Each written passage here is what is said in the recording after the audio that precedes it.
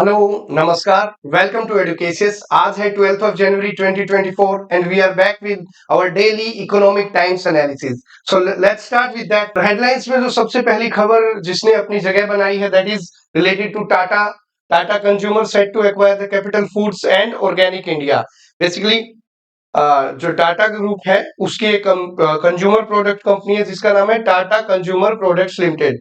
इन्होंने अनाउंसमेंट की है that it is in the it is doing the acquisition for controlling stakes in Capital Food Private Limited, जो कि आपने Ching's brand देखा होगा, CHINGS चिंग्स की जो नूडल्स आते हैं कई बार आपने देखा होगा। तो और दूसरा एक और ब्रांड खरीदने की कवायद में है दैट इज ऑर्गेनिक इंडिया, जिसके आपने प्रोडक्ट्स देखे। ऑर्गेनिक इंडिया की काफी फ्लेवर्स ऑफ टी आते हैं, चाय के बहुत फ्लेवर आते हैं related to that. Organic India की ग्रीन टी बहुत ज्यादा फेमस है, आप लोगों को पता होगा। और सिमिलरली कुछ ऑर्गेनिक प्रोडक्ट्स रहते हैं लाइक ऑर्गेनिक आटा रहता है, जो भी related to food and consumer goods रहते हैं ऑर्गेनिक इंडिया के। तो टाटा कंज्यूमर प्रोडक्ट्स लिमिटेड ने ऑर्गेनिक इंडिया और कैपिटल फूड्स दोनों के अंदर अपने स्टेक्स को कंट्रोल करने के लिए अभी कुछ डील्स साइन की हैं।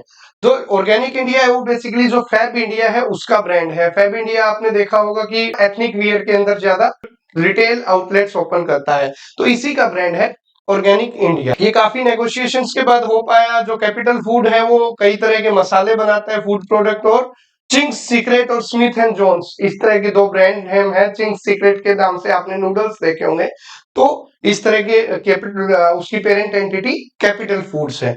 तो इसके बाद टाटा कंज्यूमर इन दोनों एंटिटीज को एक्वायर कर लेगा। अभी बेसिकली कैपिटल फूड्स के अंदर टाटा 75% जो स्टेक है वो बाय करेगा, जो कि इसके ऑलरेडी इन्वेस्टर्स जो हैं इनवर्स ग्रुप और यूपीएस की private equity group General Atlantic, इन दोनों की 40% और 35% भागीदारी है। तो ओवरऑल 75% दोनों ग्रुप से टाटा अपने पास ले रहा है, जो कि अप्रोक्सीमेटली 5100 करोड़ की डील रहेगी। और बात करें ऑर्गेनिक इंडिया की, तो ऑर्गेनिक इंडिया के अंदर 1800 की जो स्टॉक है, जो कि वैल्यूएशन है फैब इंडिया की, उसके तहत 40% स्टेक कर लेगा ऑर्गेनिक इंडिया की कंपनी के अंदर। तो these are two important related to Tata Consumer Products Limited. Moving on to next, sweet pilot dreams में फिंच फ्लायर्स इंडस्ट्रीज। बेसिकली अभी जो director general of civil aviation है उन्होंने कुछ रूल्स फ्लोट किए हैं, जिसके तहत जो पायलट्स के लिए जो वर्किंग आवर्स है उनको रेगुलेट किया गया है। और इसके बाद जो पायलट रेस्ट और ड्यूटी पीरियड के रिलेटेड जो रूल आए हैं, उसके बाद जो एयरलाइंस के एग्जीक्यूटिव्स हैं या फिर एयरलाइंस के जो ऑपरेटर्स हैं उन्होंने कहा है कि it will lead to force flight cancellation as well as escalation in the industries prices. Basically उनको नए पायलट्स की रिक्रूटमेंट करनी पड़ेगी नए रूल्स के हिसाब से। उनका मानना है कि these rules are harsh for the airline industry. But बात करें पायलट्स की, तो पायलट्स ने इस जो ये स्टेप लिया है director general of civil aviation ने, उसको काफी सराहना की है, क्योंकि उनके हिसाब से जो पहले जो एयरलाइन ऑपरेटर्स के जो रूल्स रहते थे related to night duty and whatever the shifts में भी, तो उससे रिलेटेड बहुत हार्श रूल्स है जिसको रिलैक्स करवा दिया गया है director general of civil aviation ने।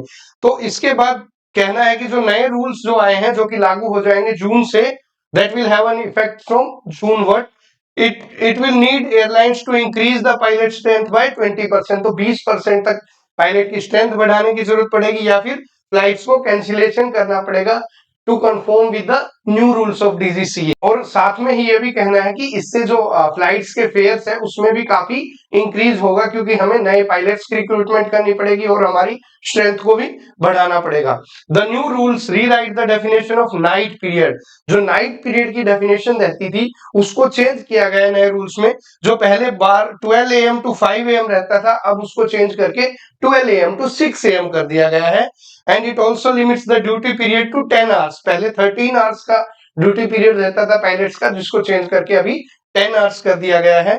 And if the pilots reporting time falls during the night period, अगर पायलट नाइट पीरियड के अंदर ड्यूटी करता है तो this will the new duty time. Along with that the night period will be calculated as 12 AM to 6 a.m.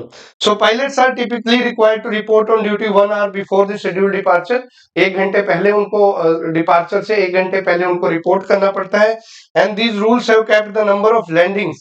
पहले ऐसी कोई cap नहीं थी लैंडिंग के अंदर.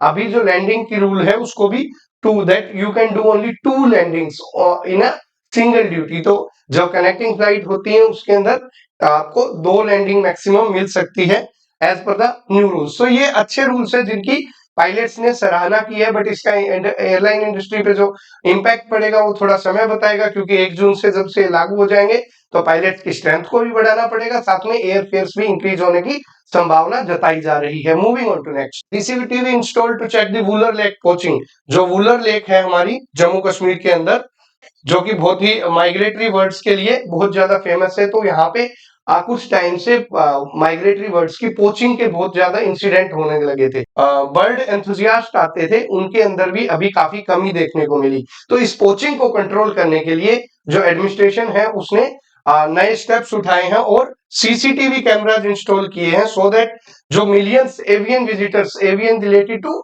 बर्ड्स, तो बर्ड्स देखने वाले जो लाखों की संख्या में लोग आते थे, उनका एंथुजियाज्म कम ना हो जाए due to the poaching, due to the increase poaching of the migratory birds. इसके तहत अभी जो Wular conservation and management authority है वो अलग अलग जगह पे सीसीटीवी कैमरा इंस्टॉल करेगी, ताकि पोचर्स को इजीली पकड़ा जा सके, पोचर्स को इजीली ट्रैक किया जा सके और पकड़ा जा सके. तो it is a good step in the direction of preventing the poaching of migratory birds. Moving on to next. Government asked admin to seize the assets of TEH and MLJK. जो दो ऑर्गेनाइजेशन है जिसका नाम है तहरीक-ए-हुर्रियत या फिर मुस्लिम league Jammu Kashmir. तो ये दो ऑर्गेनाइजेशन है जिनको लास्ट वीक, दिसंबर के लास्ट वीक के अंदर इंडियन गवर्नमेंट ने थ्रू होम मिनिस्ट्री इन दोनों को बैन कर दिया है. इन दोनों को बैन कर दिया गया था और इनको अनलॉफुल आउटफिट का स्टेटस दे दिया गया था on 27th of December 2023 under the unlawful activities prevention act 1967. और जो तहरीक हुर्रियत है जम्मू कश्मीर की, उसको 31 दिसंबर 2023 को बैन कर दिया गया था. आफ्टर ये दोनों, जैसे ही ये दोनों ऑर्गेनाइजेशन को बैन कर दिया गया है, अनलॉफुल करार दे दिया गया है, तो under the provisions of unlawful activities prevention act 1947 और सॉरी 1967, जो सेक्शन 42 और सेक्शन 7 के तहत अभी इनके जो बैंक अकाउंट है और फाइनेंसेस है belonging to the persons associated with these two organisations या फिर leaders associated with two organisation, उनको भी ब्लॉक किया जा रहा है थ्रू दी नोटिफिकेशन. अभी एक नोटिफिकेशन निकली. जो तहरीक-ए-हुर्रियत है that was founded by late separatist leader Syed Ali Shah Geelani. Syed Ali Shah Geelani ने तहरीक-ए-हुर्रियत नाम की एक ऑर्गेनाइजेशन बनाई. और मुस्लिम लीग जम्मू कश्मीर भी एक सेपरेटिस्ट ऑर्गेनाइजेशन है जो बेसिकली जिसका मेन एम है मुस्लिम रूल लागू करना in the state of Jammu Kashmir और इसको इंडिया से सेपरेट करना. तो इन दोनों ही ऑर्गेनाइजेशन को अनलॉफुल एक्टिविटीज एक्ट के अंदर बैन कर दिया गया है since in the last week of December only. And now their accounts, bank accounts and other assets are being seized. Moving on to next. Interim budget session likely to be between 31st of January to February 19. अभी हमारा जो इस बार election year है तो complete budget नहीं होगा, but सिर्फ vote on accounts होगा, जिसको हम इंटरिम बजट भी बोलते हैं. वोट ऑन अकाउंट वो चीज रहती है जिसके तहत हम पार्लियामेंट से जब तक इलेक्शन ना हो पाते या proper budget, newly elected government का प्रॉपर बजट ना आ जाता, तो तब तक के एक्सपेंडिचर को वहन करने के लिए हम वोट ऑन अकाउंट के तहत हम अपना एक्सपेंडिचर पार्लियामेंट से पास करवाते हैं, जिसको हम इंटरिम बजट भी बोलते हैं. तो इंटरिम बजट ऑफ पार्लियामेंट कब से कब होने की it is likely to be held between January 31st to February 9th as per the sources, and this will be the last session before the upcoming general election. अगले आने वाले general election से पहले ये लास्ट पार्लियामेंट्री सेशन रहेगा. So President Draupadi Murmu will address a joint sitting of the two houses on 31st of January, and on 1st of February our finance minister Nirmala Sitharaman will present the interim budget. Moving on to next. India faces $10 trillion funding gap in bid to meet the net zero pledge. Finance minister, अभी finance minister ने जो vibrant Gujarat summit है उस मौके पे बता रहे थे कि हमारे पास $10.1 ट्रिलियन की फंडिंग गैप है, हमारे पास कमी है to reach our target of net zero emission commitment by 2070 तक हम जो नेट जीरो एमिशन का टारगेट लेके चल रहे हैं उसको अचीव करने के लिए हमें करीबन 10.1 ट्रिलियन डॉलर चाहिए है, जिसका हमारे पास फंडिंग गैप है। We are not having sufficient funding to reach our target. और उन्होंने कार्बन क्रेडिट मार्केट की भी बात की कि एक कार्बन क्रेडिट मार्केट स्थापित की जाएगी। कहां पे? इंटरनेशनल फाइनेंस सर्विस सेंटर जो IFSC है, कहां पे अवेलेबल है? गिफ्ट सिटी गुजरात के अंदर, that is in the Gujarat gift city, to address the additional constraint for green transition. आपको पता है कि कार्बन क्रेडिट मार्केट बहुत ज्यादा बूम कर रही है। हम कार्बन एमिशन से बचने के लिए कार्बन क्रेडिट्स का ट्रेडिंग भी करते हैं, और जिसके तहत आपने देखा था कि दिल्ली मेट्रो ने बहुत ज्यादा कार्बन क्रेडिट अर्न किए थे for control of the pollution in the capital. तो इसी को ट्रेडिंग करने के लिए हम यूजुअली अभी क्या है, इंडियन फर्म्स को ट्रेडिंग करने के लिए बाहर थ्रू ग्लोबल डिपॉजिटरी रिसीट या अमेरिकन डिपॉजिटरी रिसीट, इस तरह की जो रिसीट ये इंस्ट्रूमेंट हैं वो यूज करने पड़ते हैं थ्रू सम बैंकिंग चैनल्स। तो वहां पे हम इन्वेस्टमेंट के लिए, बट ये रूल ये बनाया जा रहा है हमारी गवर्नमेंट के द्वारा कि हम गिफ्ट सिटी गुजरात के अंदर जो इंटरनेशनल फाइनेंस सर्विस सेंटर है उसके अंदर ही हम अपनी एक कार्बन क्रेडिट मार्केट भी स्थापित की जाए, and so that Indian companies will soon be able to access global capital by directly listing on exchanges at the IFSC, a deemed foreign jurisdiction। और यहाँ पे फॉरेन के जो एक्सचेंजेस हैं वो भी, जैसे इंडियन बुलियन एक्सचेंज वगैरह भी काफी स्थापित की गई हैं। सो हमारी जो इंडियन कंपनीज है सून वो फॉरेन की जो मार्केट्स है उसको भी एक्सेस कर पाएंगे through IFSC।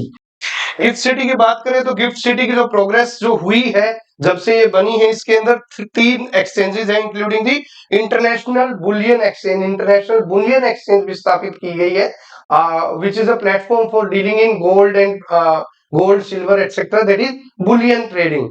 Along with that, 25 banks, including 9 foreign banks, are also established there. 26 aircraft lessor are there. 80 fund managers, 50 professional service provider, and 40 fintech companies are situated in the gift city. So it is a gift city is a kind of investment hub for domestic as well as overseas investors. Moving on to next, aim to make India motor number 1 in the world। Gadkari, जो हमारी नितिन गडकरी जी ने बताया कि जो हमारी government है वो अभी जो इंडियन ऑटो इंडस्ट्री है जो अभी करंटली 12.5 लाख करोड़ जिसकी वैल्यूएशन है उसको बढ़ा के हम वर्ल्ड की नंबर 1 250 लाख करोड़ की इंडस्ट्री बनाना चाहते हैं। दैट ऑटोमोबाइल इंडस्ट्री को किस समय तक? Till the country becomes the $5 trillion economy और the third largest economy in the world.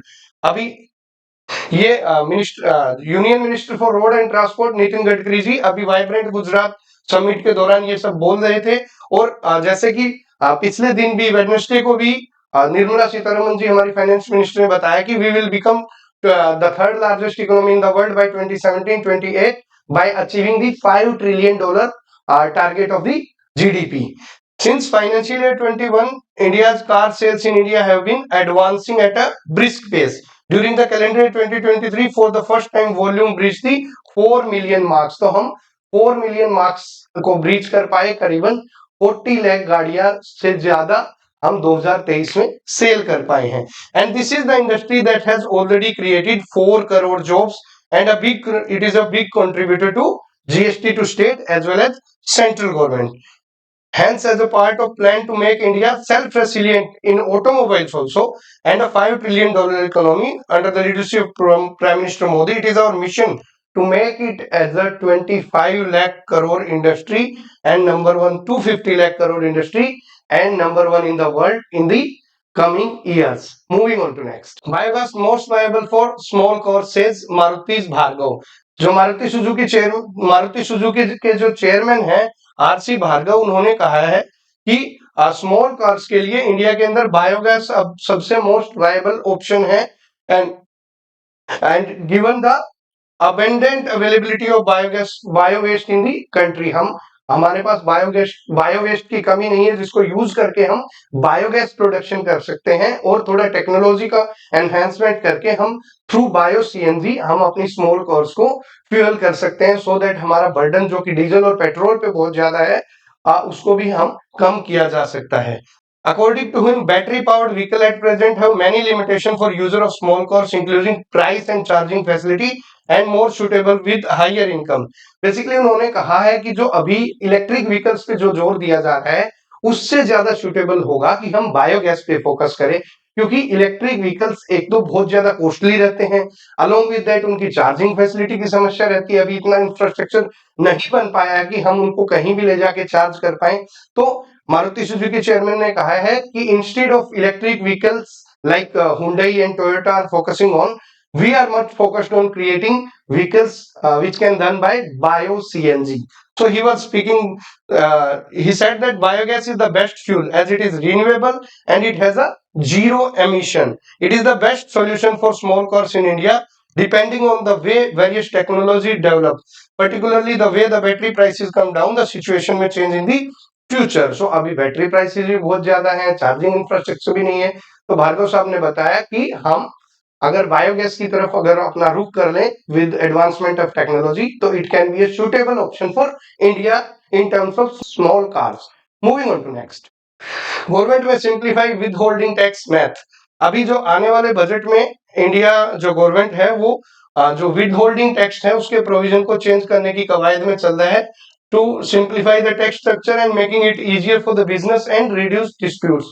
तो बेसिकली बात करें withholding tax की, तो withholding tax is similar to TDS, that is tax deduction at source. withholding tax और TDS basically दोनों ही क्या होते हैं, जब हम कहीं से इनकम जनरेट करते हैं या फिर लगा लीजिए कि एक एम्प्लॉयर एम्प्लॉय को सैलरी देता है, वेजेस देता है, पेमेंट देता है, और अगर वो जो एम्प्लॉय है वो इनकम टैक्स के जो स्लैब्स हैं उनके एम्बिट में अगर वो आता है, if he is covered by the income tax slabs, तो ये ड्यूटी बन जाती है एम्प्लॉयर की कि वो उसका as per his slab requirement उसका टैक्स डिडक्शन एट सोर्स करे, उसके टैक्स को पहले ही डिडक्ट कर ले और गवर्नमेंट को वो फिलअप, गवर्नमेंट को वो फाइल कर दे, सो दैट बाद में एम्प्लॉइज उसका जाके during filing of the income tax return वो उसका क्रेडिट ले सके। तो this is basically the concept of TDS और you can say withholding tax. बात करें अगर हमारी रेंटल इनकम से जनरेट हो, हमारी इनकम रेंटल से जनरेट होती है, तो जब जिस टाइम हमारा जो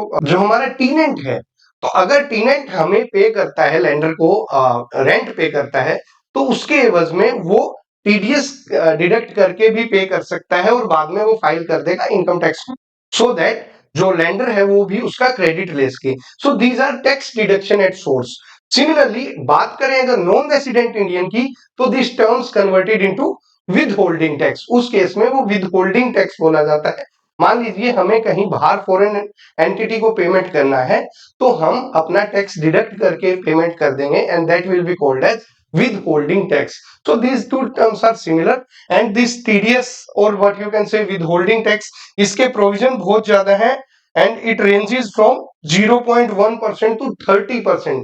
तो बहुत ज्यादा TDS या फिर withholding tax के रेंज बहुत ज्यादा है, 0.1% से 30% तक की है, और एम्बिग्यूटी भी बहुत ज्यादा है। जैसे कि मान लीजिए 2020 तक बात करें तो fees for technical services and fees for professional services दोनों के लिए ही 10% का टीडीएस रहता था, बट उसके बाद जब चेंज हुआ तो 10% से रिड्यूस कर दिया गया 2% in case of FTS, that is finance fees for technical services, और फीस फॉर प्रोफेशनल सर्विसेज को वैसे वैसे 20% रखा गया। And this had led to classification issue between the FTS and FPS, sparkling various litigation. तो 2% कर दिया गया। अभी जो लोग पहले फीस फॉर फाइनेंशियल सर्विस लेते थे, उन्होंने अपना नाम चेंज करके फीस फॉर टेक्निकल सर्विसेज कर दिया, और सो दैट उनको 10% की जगह 2% टीडीएस देना पड़े। तो ये सब अभी ये जो कॉम्प्लेक्स सिचुएशन है रिलेटेड टू टीडीएस और विद होल्डिंग टैक्स, तो अभी गवर्नमेंट इस कवायद में है कि इसको थोड़ा सिंप्लीफाई किया जाए, और may be some provisions related to this withholding tax or TDS can be seen in the coming interim budget. Moving on to next. Fiscal deficit target may be set at 5.3% in financial year 2025. Expert का बताना है कि India का जो government का physical deficit का जो target है that can be 5.3% in financial year 2025, keeping in view the fiscal consolidation part till financial year 26। जो हमारा फिजिकल कंसोलिडेशन का पाथ है जिसके तहत हमें अपनी बोरोइंग्स को कंट्रोल करना है, सो दैट हम एक फिस्कल सरप्लस ना रह के हम with a limited fiscal deficit country रहें, तो उसके लिए हमें अपने फिस्कल डेफिसिट को एक टारगेट रेंज के अंदर रखना पड़ेगा, दैट इज 5.3%। अगर बात करें फिस्कल कंसोलिडेशन रोड मैप की, तो फिस्कल कंसोलिडेशन का टारगेट है 4% प्लस माइनस 2%। तो 2 से लेके 6 की रेंज हमारी है, जिसके तहत हमें अपने फिस्कल डेफिसिट को कंट्रोल करना है, so that we can achieve a fiscal consolidation road map. तो अभी 2000 जो एक्सपर्ट्स हैं उन्होंने बताया कि हम फिस्कल डेफिसिट 2025 के अंदर 5.3% रहने वाला है। Moving on to next, net direct tax collection rise to 19.4% to 14.7 lakh crore. जो हमारा टैक्स कलेक्शन है बजट एस्टिमेट का 80.61% हमने अचीव कर लिया है, and the centre has budgeted the direct tax collection of 18.20 lakh crore for this fiscal, projecting a growth of 9.6%। तो ये पिछले साल के मुकाबले 9.6% का जो रही है ग्रोथ रही है इन दी direct tax collection in this fiscal have been better than projected.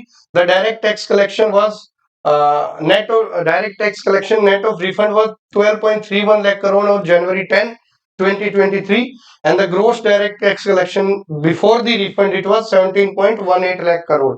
तो जो रिफंड करने के बाद जो हमारा पहले हमने 2023 जनवरी के जो डेटा देखें तो हमने 17.18 lakh crore tax direct tax collection किया था, जिसके बाद से अगर रिफंड को हम माइनस कर दें तो हमारा नेट डायरेक्ट टैक्स कलेक्शन आया था, जो कि रहा था 12.31 लाख करोड़। तो जो 16.77% इस बार ज्यादा है हमारा पिछले साल के मुकाबले अगर देखें तो मतलब ये हमारा एक अच्छा साइन है हमारी बूमिंग इकोनॉमी का और ऊपर जाती हुई अर्थव्यवस्था का। With this news analysis we wrap up the today's discussion of daily economic time analysis. Will be back with new edition tomorrow. Till then, stay with me, stay with Educations. Jai Hind, Jai Bharat.